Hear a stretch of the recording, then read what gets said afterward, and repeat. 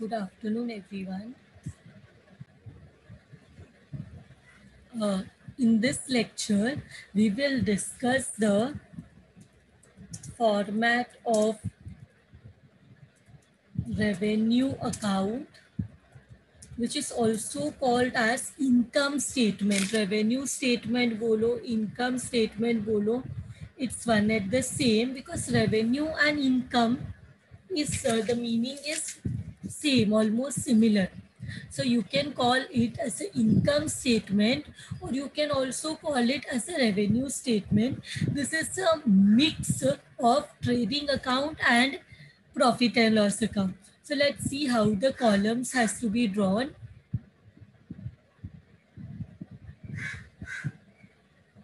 Similar to what we saw in the balance sheet, we will be preparing 3 columns for amount and 1 column for particulars.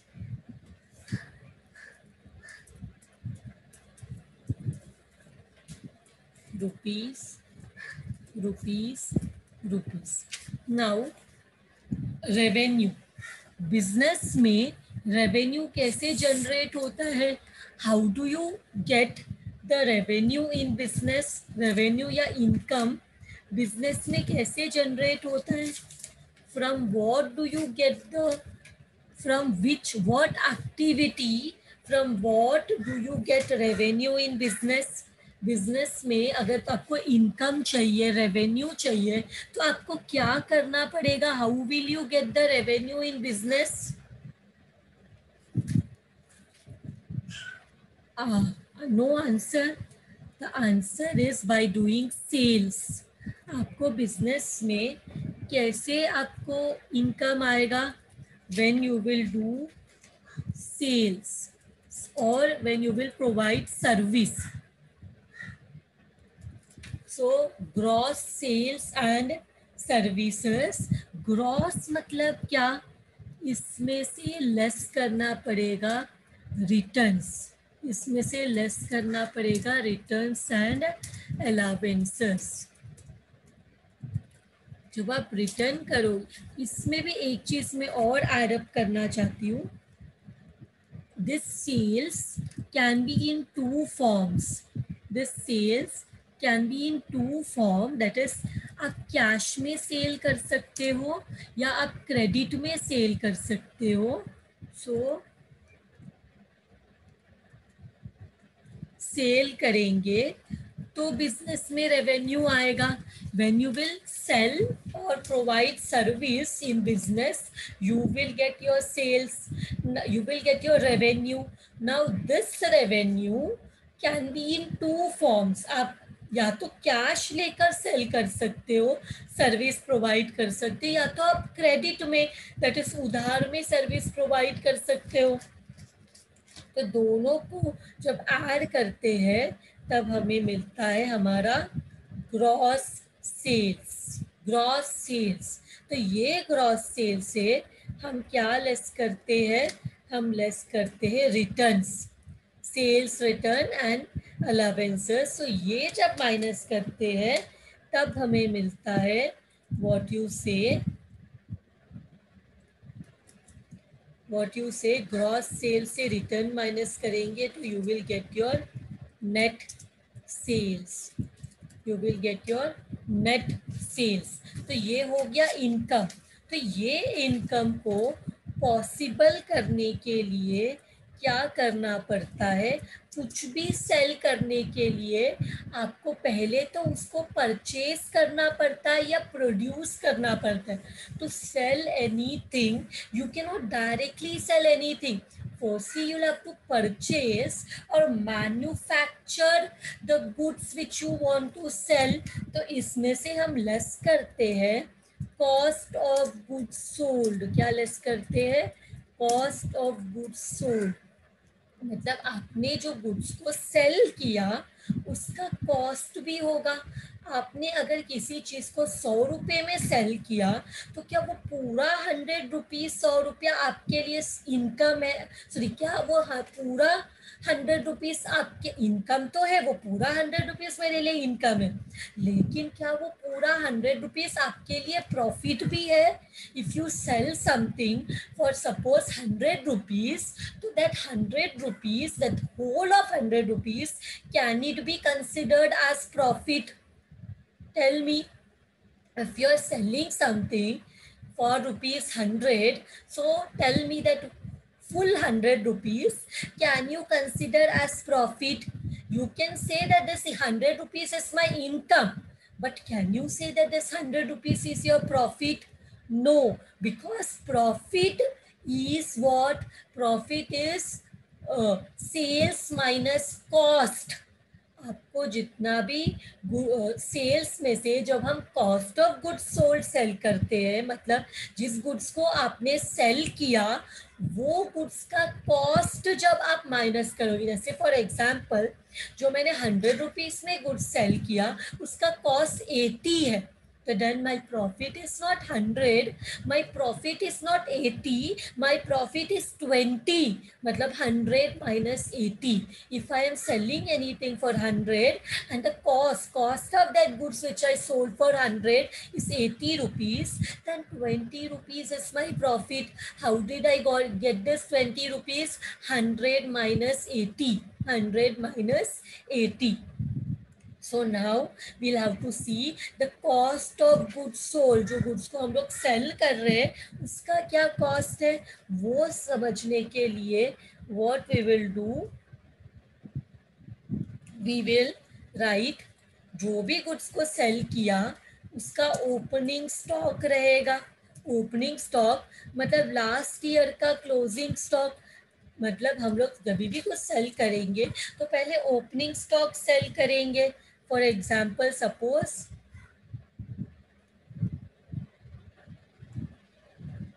here this opening stock, and then this opening stock से what we will do, ये opening stock, इसमें हम लोग ये opening stock full year sufficient है क्या? Is this opening stock sufficient for the whole year?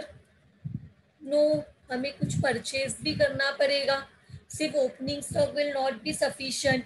फिर इसमें हम लोग परचेज के साथ जो भी फैक्ट्री का एक्सपेंस रहेगा सब कुछ इधर ऐड करेंगे। ऑल फैक्ट्री एक्सपेंसेस जो हम ट्रेडिंग अकाउंट में दिखाते हैं, ऑल फैक्ट्री एक्सपेंसेस, और यू में से फैक्ट्री बोल सकते हो, डायरेक्ट बोल सकते हो, मैन्युफैक्चरिंग बोल सकते हो, प्रोडक्शन बोल सकते हो।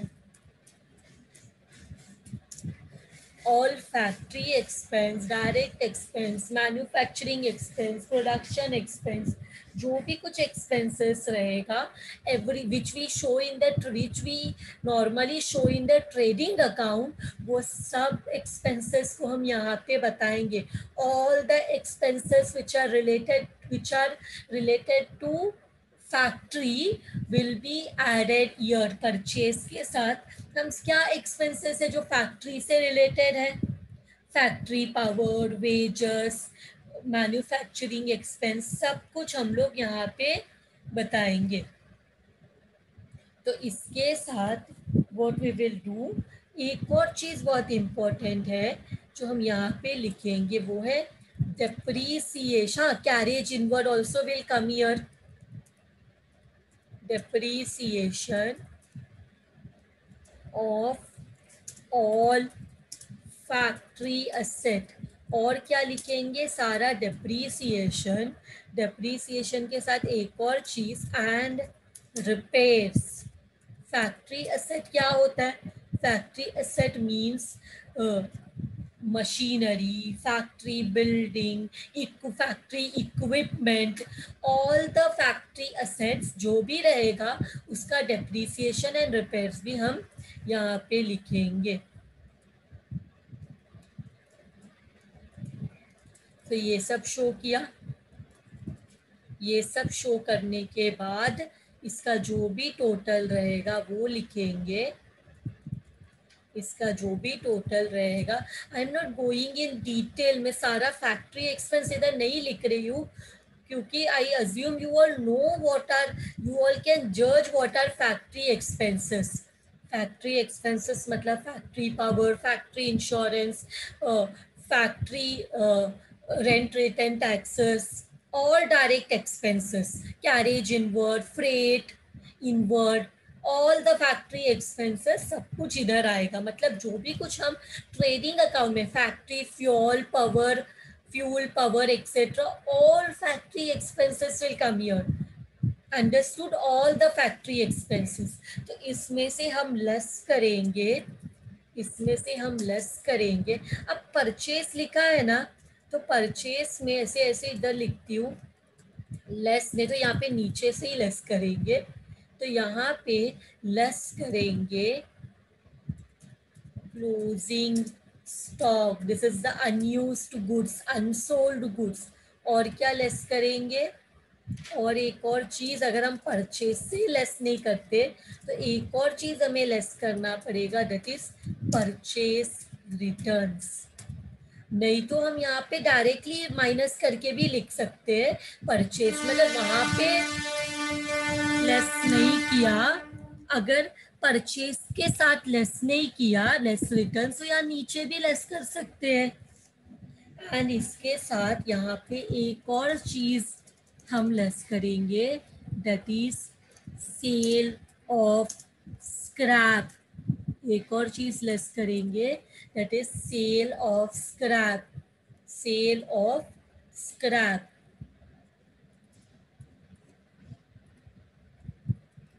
सेल ऑफ स्क्रैप, जब हम फैक्ट्री में काम करते हैं तो 100% there will be wastages, 100% there will be wastages. तो वो वेस्टेजेस को हम क्या करेंगे, वो हम वेस्टेजेस को सेल करेंगे। उसको सेल करने के बाद हमें जो भी इनकम आता है उसे बोलते हैं सेल ऑफ स्क्रैप। वेस्टेजेस को सेल करके जो भी इनकम आता है वो इनकम को हम बोलते हैं sale of scrap, that will also be minus here. तो इसको माइनस नेगेटिव साइन बता देती हूँ मैं, माइनस है ना, लेस करना है तो नेगेटिव साइन। इसके बाद हम यहाँ पे लिखेंगे, मतलब फैक्ट्री, ये क्या है इन शॉर्ट, ये ट्रेडिंग अकाउंट का डेबिट साइड, ये ऊपर का जो है ना, fact opening stock, purchases, all factory expense, depreciation, this is all trading account debit side. इससे लेस करेंगे closing stock, purchase return, sale of scrap, तो हमें मिलेगा जो अमाउंट, उसको बोलेंगे कॉस्ट ऑफ गुड्स सोल्ड। ये है हमने जो भी गुड्स को बेचा उसका कॉस्ट, हमने जो, yes wages also will come here, yes sir, wages also कहाँ आएगा, फैक्ट्री एक्सपेंसेस में आएगा wages. So I hope you all have understood.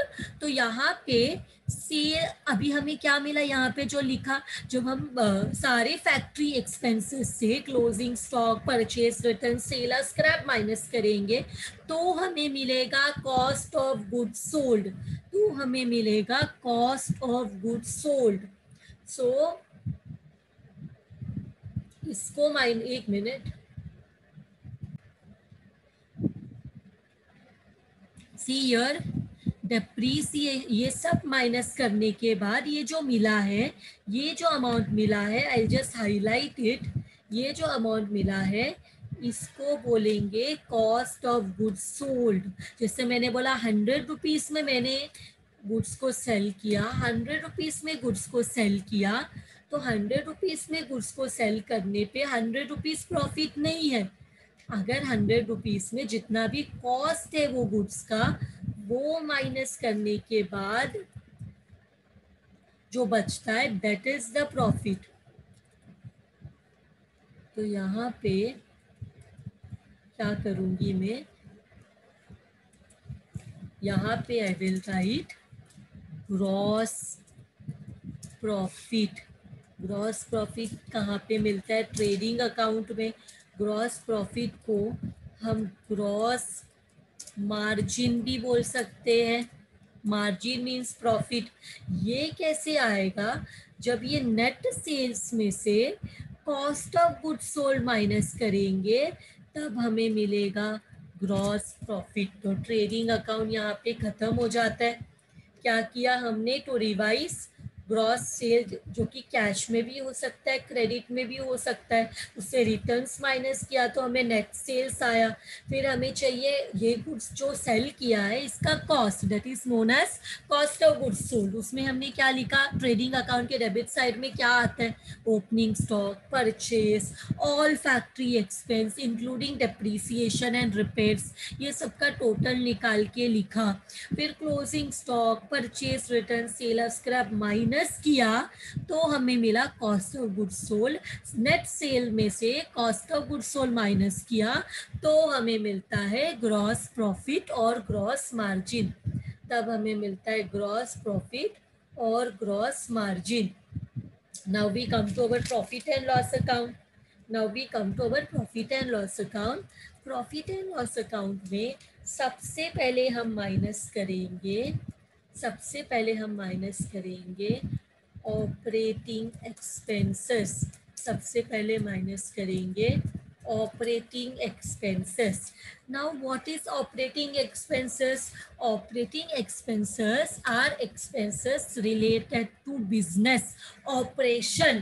Operating मतलब business, हमारे बिजनेस से जो रिलेटेड एक्सपेंसेस है उसको बोलते हैं ऑपरेटिंग एक्सपेंस। अब ऑपरेटिंग एक्सपेंस बहुत ज़्यादा ह्यूज कॉम्प्रीहेंसिव कंसेप्ट है। तो ऑपरेटिंग एक्सपेंस में बहुत सारे टाइप के एक्सपेंसेस आते हैं, इसलिए हमने क्या किया, ऑपरेटिंग एक्सपेंस को हमने 3 कैटेगरीज में डिवाइड किया। हमने क्या किया, ऑपरेटिंग एक्सपेंसेस को 3 कैटेगरी में डिवाइड किया। सो क्या क्या आता है वो कैटेगरी में, एडमिनिस्ट्रेशन और ऑफिस एक्सपेंसेस, एडमिनिस्ट्रेशन और ऑफिस एक्सपेंसेस। फिर बी में आता है selling and distribution expenses. And C में आता है फाइनेंस चार्जेस, फाइनेंस चार्जेस बोलो या फाइनेंस एक्सपेंसेस बोलो। तो नाउ इसमें क्या क्या एक्सपेंस है तुम लोग को वो समझना चाहिए। ऑफिस रिलेटेड मतलब क्या होगा, ऑफिस रिलेटेड में क्या क्या आ सकता है, office salaries. Let us discuss. Office expense मतलब क्या हो सकता है, ऑफिस रेंट, रेट्स, टैक्सेस। और ऑफिस एक्सपेंस मतलब क्या हो सकता है, yes correct, printing and stationery. फिर क्या हो सकता है, इंश्योरेंस। फिर क्या हो सकता है, electricity,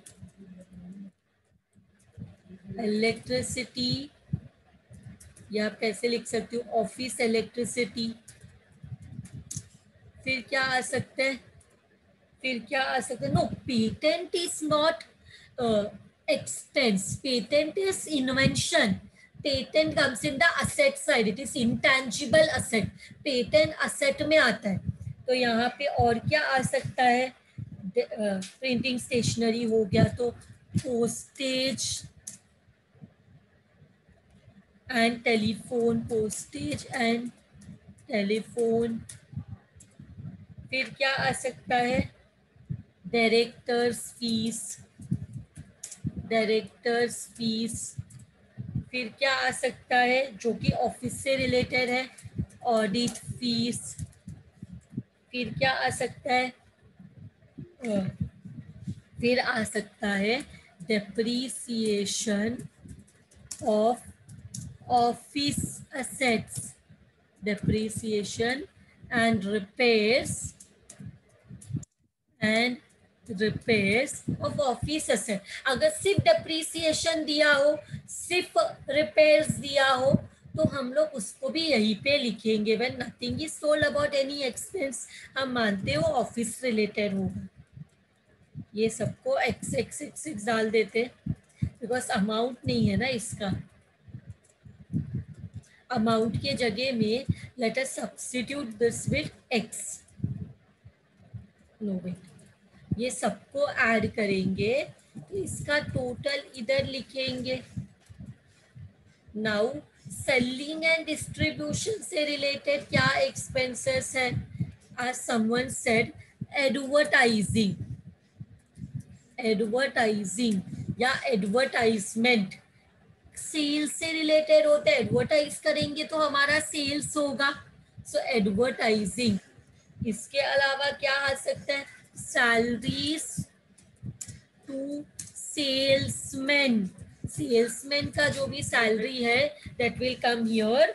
and then what will come, and then what will come here?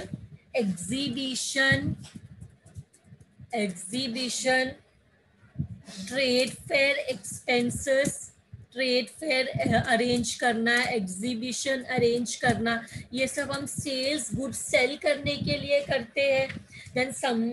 Then what will come here? Travelling, travelling expenses, traveling expenses, delivery van expenses, delivery van is used to sell the goods, delivery van expenses। फिर क्या आ सकता है? Commission, sales commission, let me be specific, let me be specific, sales commission. So एक और चीज, depreciation, depreciation and repairs of, depreciation and repairs of delivery van। one more thing, bad debts जो है ना, bad debts वो हम यहाँ पे लिख सकते हैं, it is correct. Bad debts को हम यहाँ पे भी लिखेंगे तो इट इज करेक्ट, क्योंकि बैड डेट्स तो सेल करने पे होता है ना। जब हम उधार में सेल करेंगे तो बैड डेट्स होगा, तो बैड डेट्स को भी हम यहाँ लिख सकते हैं। बट बैड डेट्स को हम फाइनेंस में लिखेंगे तो भी चलेगा। Bad debts we can show it as finance expense also and we can show it here also, both the things. But दोनों जगह मत बताओ, दोनों में से कोई एक जगह में बताओ, दोनों करेक्ट है। ये सब सॉरी फाइनेंस में भी लिख दिया। सो ये सबको ऐड करेंगे तो हमें क्या मिलेगा? सेल्स का एक्सपेंस आ जाएगा, सेल्स का एक्सपेंस आ जाएगा। तो इसके बाद तीसरा टाइप का बिजनेस एक्सपेंस है, ऑपरेटिंग एक्सपेंस है, what you say finance charges. तो फाइनेंस में हम लिखते हैं कैश डिस्काउंट, कोई टाइप का डिस्काउंट दिया, bank charges, bank charges, and even we can write bad debts but abnormal nature का। मतलब यहाँ इसको मैं थोड़ा हाईलाइट करती हूँ बिकॉज ये मैंने सेल्स में भी लिखा है, सेल्स में भी लिख सकते हैं या यहाँ पे भी लिख सकते हैं। इधर मैंने दोनों जगह इसको हाईलाइट किया क्योंकि ये दोनों जगह पे लिख सकते हैं। ये नॉर्मल बोलते हैं, नॉर्मली बैड डेट्स है तो इधर भी लिख सकते हैं, बट अब नॉर्मल है तो मतलब ऐसे तुम लोग दोनों में से किधर भी लिखोगे तो चलेगा। सेल्स में लिखोगे तो भी चलेगा, फाइनेंस में लिखोगे तो भी चलेगा, बट दोनों जगह मत लिखना, दोनों में से कोई एक ही जगह पे लिखना है। We can write in the sales also और we can write in the finance also. But फिर हमारा अजम्पशन क्या रहेगा कि यहाँ पे लिखा तो हमने अज्यूम किया अबनॉर्मल नेचर का है। क्या अज्यूम किया? अबनॉर्मल नेचर का। और यहाँ लिखा तो अज्यूम करेंगे कि नॉर्मल नेचर का है। ओनली अवर अजम्पशन लिखोगे तो किधर भी लिख सकते हो, सेल्स सेलिंग एंड डिस्ट्रीब्यूशन में भी लिख सकते हो, इधर भी लिख सकते हो। तो अभी क्या है, इसको भी एक्स एक्स एक्स कर लेते हैं। मैंने बोला इंटरेस्ट हमने अभी तक लिखा नहीं फाइनेंस में, तो फाइनेंस में आप कभी भी लोन लेते हो तो फाइनेंस लेते हो तो आपको इंटरेस्ट पे करना पड़ता है, तो लेकिन इंटरेस्ट हम अलग से बताने वाले, तो फाइनेंस चार्जेस में हम नहीं लिखेंगे इंटरेस्ट, आई विल शो। अब हमारे पास ऑपरेटिंग एक्सपेंस 3 टाइप का है, ऑफिस, सेलिंग एंड फाइनेंस। ये तीनों को जब ऐड करेंगे, ये तीनों को जब ऐड करेंगे तब हमें मिलेगा ऑपरेटिंग एक्सपेंसेस। ये तीनों को ऐड करेंगे तब हमें मिलेगा ऑपरेटिंग एक्सपेंसेस। तो ये हम क्या करेंगे, इसको एक लाइन नीचे लिखते हैं, ये तीनों को ऐड करके, और इसको हम बोलेंगे total operating, sorry spelling wrong हो गया, टोटल ऑपरेटिंग एक्सपेंसेस, और ब्रैकेट में लिखते हैं एक्सेप्ट, अभी तक किसको हमने कंसिडर नहीं किया, इंटरेस्ट।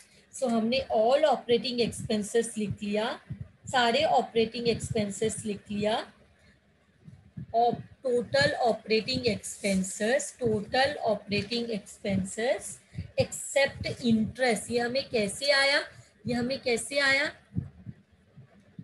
ए प्लस डी प्लस सी, ये तीनों को ऐड करने पे अपने कैपिटल ए लिखा है, तो इधर कैपिटल ए, कैपिटल बी और कैपिटल सी, ये तीनों को ऐड करने से हमें टोटल ऑपरेटिंग एक्सपेंसेस आया accept interest.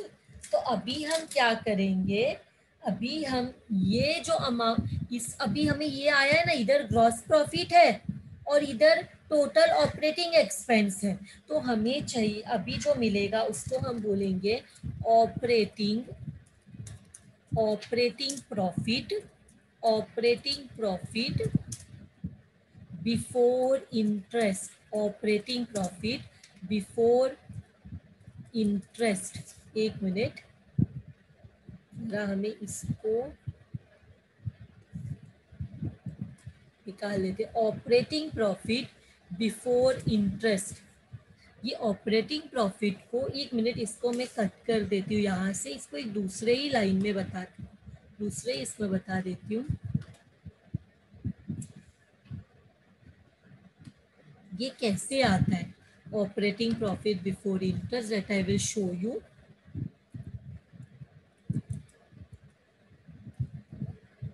Control we, operating profit before interest, operating profit before interest, ये कैसे आता है, हमारा ग्रॉस प्रॉफिट में से जब माइनस करते हैं ये टोटल ऑपरेटिंग एक्सपेंसेस, तब हमें आता है operating profit before interest, operating profit before interest. तो इधर लिखेंगे ये अमाउंट, ये ऑपरेटिंग प्रॉफिट बिफोर इंटरेस्ट कैसे आया, ग्रॉस प्रॉफिट में से ये टोटल ऑपरेटिंग एक्सपेंस हमने माइनस किया, ये माइनस किया, ब्रैकेट में बताया मैंने क्योंकि इसको माइनस किया है ना, तब हमें मिलता है ऑपरेटिंग प्रॉफिट बिफोर इंटरेस्ट। अब इसके बाद क्या करेंगे, लेस करेंगे, less interest paid, less interest paid. अब इंटरेस्ट अलग से पे करना है, interest paid, less interest paid. अब इंटरेस्ट कैसे पे करेंगे, wait I will show you. ये भी क्वेश्चन में दिया रहेगा लेकिन फॉर्मेट में तो हमें सब चीज बताना है। इंटरेस्ट पेड अलग से करना है। अभी इंटरेस्ट किस में पे कर सकते, इंटरेस्ट किस में पे कर सकते, interest on debentures, interest on debentures हो सकता है, बॉन्ड्स हो सकता है। नेक्स्ट इंटरेस्ट किस में हो सकता है, इंटरेस्ट ऑन लोन्स हो सकता है। नेक्स्ट इंटरेस्ट किस में हो सकता है, इंटरेस्ट ऑन मतलब जो हमारा लोन फंड है उसमें जो जो आता है उसके ऊपर जो हम इंटरेस्ट पे करते हैं वो यहाँ पे आएगा। ये पब्लिक डिपॉजिट्स में इंटरेस्ट पे किया, फिर किस में इंटरेस्ट पे कर सकते हैं? Interest on short term, interest on short term loans. तो इंटरेस्ट ऑन बैंक ओवरड्राफ्ट भी हो सकता है। बैंक ओवरड्राफ्ट में भी हमने कोई इंटरेस्ट पे किया तो वो भी इधर हो सकता है। Interest on short term loans, bank overdraft, interest on loans, public deposit, debenture, bond, कोई भी इंटरेस्ट जब पे करते, कैपिटल यहाँ पे आएगा। इज दिस कंपनी और पार्टनरशिप? ये पार्टनरशिप बिजनेस थोड़ी है, तो कंपनी है, यहाँ पे तो शेयर होल्डर्स होते हैं और शेयर होल्डर्स को इंटरेस्ट नहीं मिलता, उनको डिविडेंड मिलता है। So interest, it can be interest on debenture, interest on bond, interest on loan, interest on public deposits, interest on short term loans, और ये और even interest paid on by the company on bank overdraft. Bank overdraft also is a short term loan, because bank overdraft is there is given for a shorter period of time. So इसमें से कुछ भी हुआ तो हम लोग यहाँ पे लेस करेंगे कोई भी टाइप ऑफ इंटरेस्ट, लेकिन इंटरेस्ट रिसीव नहीं, हाँ, इंटरेस्ट रिसीव्ड नहीं, इंटरेस्ट पेड, कोई भी टाइप का इंटरेस्ट हम पे करेंगे तो वो यहाँ पे आएगा। तो ये मिलने के बाद इसका टोटल हमने इधर लिखा, ये लेस करना है ना, हमें लेस करना है, तो लेस करेंगे तो ये this will be in the bracket because it is less. Less करेंगे तो it will be in the bracket.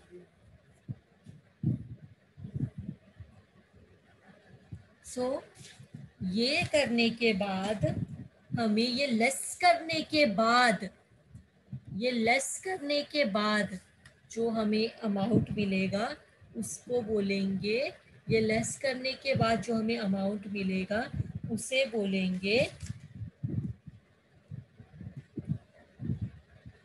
Net profit.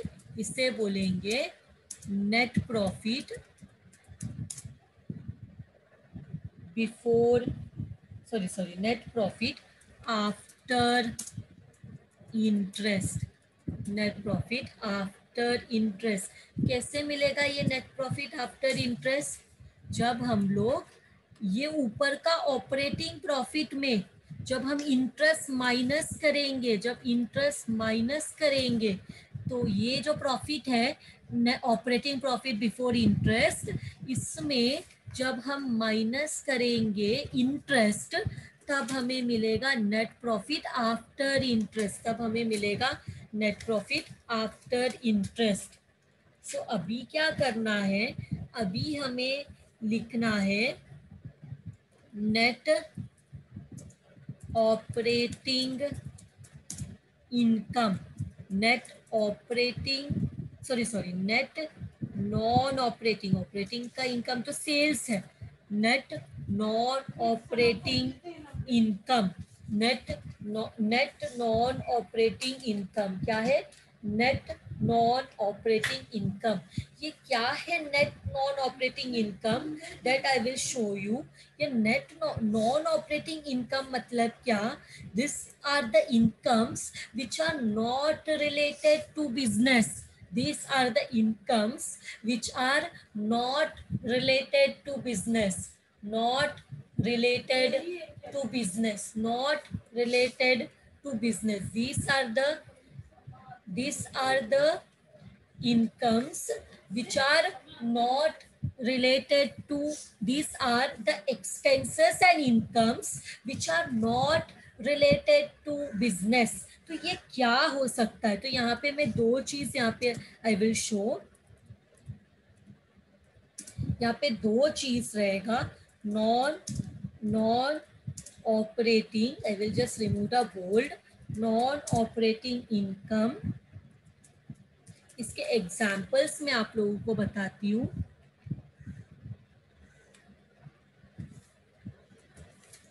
Non operating income, क्या तुम लोग बोल सकते हो? Can you give examples of income which are not related to business? मतलब ये रिकर नहीं होता। बिजनेस से रिलेटेड इनकम सेल्स हमें रोज होता है, बिजनेस से रिलेटेड इनकम क्या है? सेल्स, जो हमें रोज होता है। But there are certain incomes which are not related to business. It is not repetitive in nature. Business activity नहीं है, that is not our business, but still we are getting that income. जैसे for example जब हम investment करते हैं कोई दूसरे company के शेयर्स पे, तो जब हमें डिविडेंड मिलता है तो ये रोज मिलता है। क्या हम इन्वेस्टमेंट करना हमारा बिजनेस है? क्या to do the investment is our business? लेकिन फिर भी हम क्या करते हैं, कभी कभी बिजनेस का जो पैसा है वो इंक्रीज होने, हम वो पैसा ऐसे ही हमारे पास अगर सेविंग होगा बिजनेस में तो वो पैसे को कहीं इन्वेस्ट कर लेते हैं। तो dividend on shares is a non operating income. फिर जो हमें इंटरेस्ट, अगर हम सिर्फ शेयर्स में ही नहीं इन्वेस्ट कर सकते, हम डिबेंचर में भी इन्वेस्ट कर सकते हैं। So interest on debentures.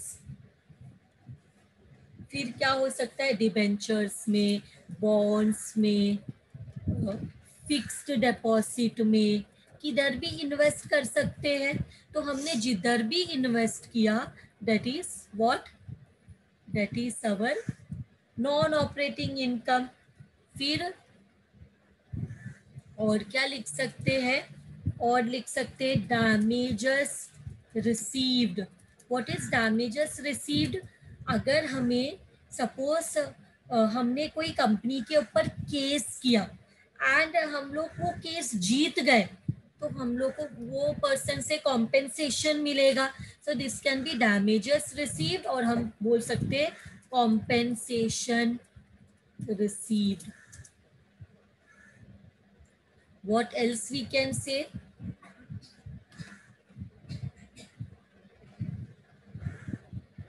और क्या हो सकता है? Royalty received. और क्या हो सकता है? Share trans. रॉयल्टी क्या होता है? When we have done some, we have some patents, हमारे पास कुछ पेटेंट्स है। पेटेंट्स क्या होता है? Invention rights, and someone users those patents, तो उसको हमें रॉयल्टी पे करना पड़ेगा। That person has to pay royalty to us because we are the owners of the patents. So that royalty also is not related to business. तो यहाँ पे and you have written commission. ठीक है, अगर commission भी हमें मिलता है तो that commission received also we will treat here ही, क्योंकि वो कमीशन हमें हमारा बिजनेस, अगर बिजनेस एक्टिविटी से हमें कमीशन मिल रहा है तो यहाँ पे नहीं आएगा। बट अगर हमें ऐसी कोई कमीशन मिला which is not repetitive in nature, so then we will get that commission also, we may show here. तो हमने क्या किया, ये सबको जब ऐड करेंगे तो हमें मिलेगा क्या? ये सबको जब ऐड करेंगे तो हमें मिलेगा नॉन ऑपरेटिंग इनकम। हमें क्या मिलेगा? ये सबको ऐड करेंगे तो हमें मिलेगा नॉन ऑपरेटिंग इनकम। हमें मिलेगा नॉन ऑपरेटिंग इनकम। सो इसमें से हमें लेस करना है, इसमें से हमें लेस करना है नॉन ऑपरेटिंग एक्सपेंसेस। इसमें से हमें लेस करना है non-operating expenses. Now you can make out ना what is a non-operating expense. Non-operating expense क्या है? You can make out. अगर non-operating income or income not related to business, then non-operating expenses will be expenses not related to business. Expenses not related to business. तो यहाँ पे एक और चीज मैं ऐड करती हूँ. See, I'll add one more thing here, that is profit on sale of fixed asset or investment. Profit on sale of fixed asset or investment.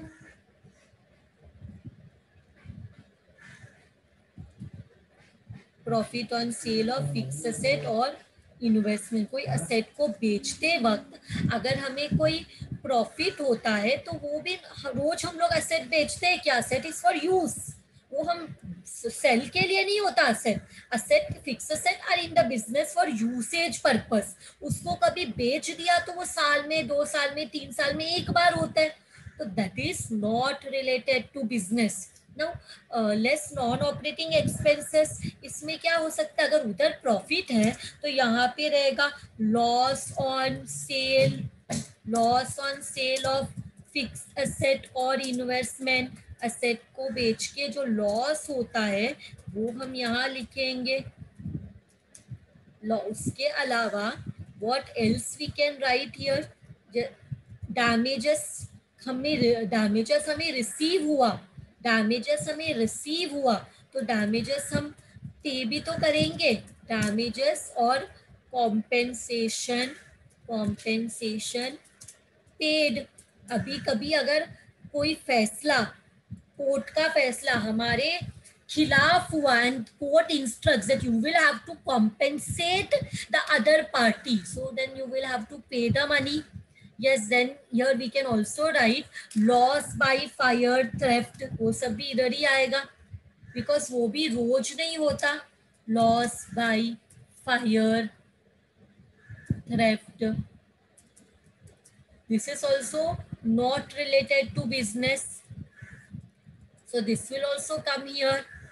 And what drawing in the company, there is no, in the company there are shareholders, तो यहाँ पे drawing ये सब किधर होता है? Soul trading concern partnership में, वहां पे होता है ड्रॉइंग। कंपनी में ऐसा नहीं होता, ड्रॉइंग करके नहीं होता in the company.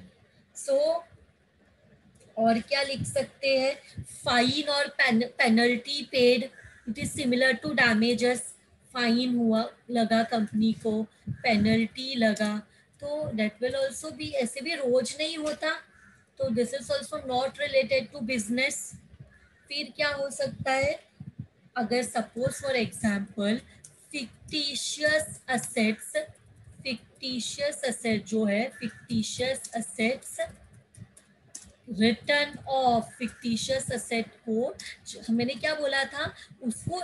Fictitious assets are charge to the profit and loss account, मतलब हम फिक्टिशियस असेट को एक ही बार में राइट ऑफ नहीं करते, उसको 5 साल में, 10 साल में, थोड़ा थोड़ा करके उसको कैंसल करते। तो फिक्टिशियस असेट रिटर्न ऑफ या फिक्टिशियस असेट के बदले में इसको हम डेफर्ड रेवेन्यू एक्सपेंडिचर भी बोल सकते। Deferred revenue expenditure return of will also will come here। ये नहीं, goods distributor as free samples, this advertising होता है। ये goods distributor as free sample, that is a business activity जो कि रेगुलरली बिजनेस करता है, तो this goods distributor as samples is advertising.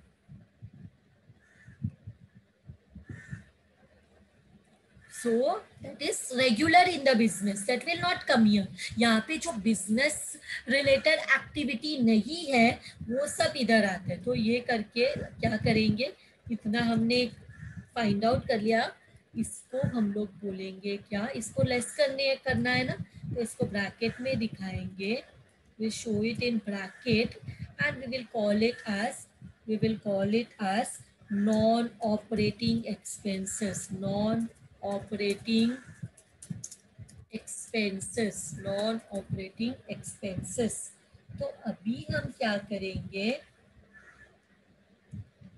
जब हम इनकम से एक्सपेंस माइनस करेंगे तब हमें मिलेगा net non operating income, net non operating income. Net non operating income कैसे मिलता है? ये बी, सपोज इसको हमने बी बोला, स्मॉल बी चाहिए, ये ए नॉन ऑपरेटिंग इनकम, ये सॉरी यहाँ पे लेस किया हमने बी, नॉन ऑपरेटिंग एक्सपेंस। सो ये नेट ऑपरेटिंग इनकम हमें मिलता है। जब नॉन ऑपरेटिंग इनकम से हम एक्सपेंस माइनस करते हैं तब हमें मिलता है नेट नॉन ऑपरेटिंग इनकम। तो ये हमने इस इधर लिखा लास्ट कॉलम में। ये कैसे आया? ये इनकम नॉन ऑपरेटिंग इनकम में से नॉन ऑपरेटिंग एक्सपेंस माइनस किया तो हमें मिला नेट ऑपरेटिंग इनकम। सो जब नेट ऑपरेटिंग इनकम को नेट प्रॉफिट आफ्टर इंटरेस्ट और नेट ऑपरेटिंग इनकम को ऐड करते हैं तब हमें मिलता है net profit before tax. Net profit before tax, या तो इसको शॉर्ट फॉर्म में बोल सकते हैं एनपीबीटी। एनपीबीटी एनपीबीटी का कैसे मिलता है? Net profit after interest plus net non operating income, दोनों को ऐड किया। तो यहाँ पे तो लिख लेती हूँ, तुम कैसे आया ये लिखने की जरूरत है क्योंकि लंबा लिखना पड़ेगा तुम लोग को समझने के लिए। Net profit after interest plus net non operating income, ये दोनों को जब ऐड करते हैं तब हमें मिलता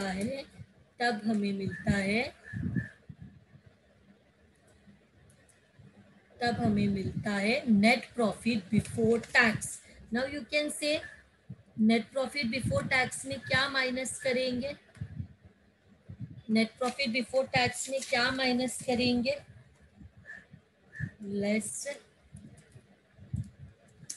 लेस इनकम टैक्स।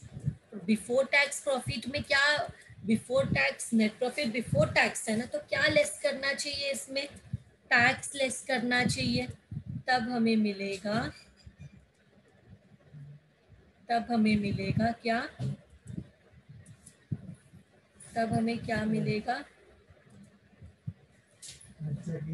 तभी हमें मिलेगा net profit, I corrected that space, net profit after tax. Net profit after tax, इसको शॉर्ट फॉर्म में क्या बोल सकते हैं? NPAT, net profit after tax. Before tax profit में टैक्स माइनस किया, मतलब इतना प्रॉफिट, ये बिजनेस का प्रॉफिट है, और बिजनेस का प्रॉफिट है तो गवर्नमेंट को टैक्स पे करना कंपलसरी है। तो टैक्स पे करने के बाद जो प्रॉफिट मिला उसको बोला नेट प्रॉफिट आफ्टर टैक्स। अब इसके बाद व्हाट वी विल डू, यहाँ पे लिखा, इसके बाद ये प्रॉफिट में हम ऐड करेंगे या लेस करेंगे क्या चीज? लास्ट ईयर्स प्रॉफिट होगा तो ऐड करेंगे, लॉस होगा तो माइनस करेंगे। Brought forward, last year's profit और लॉस बॉट फॉरवर्ड। इसके बाद ये ऐड करने के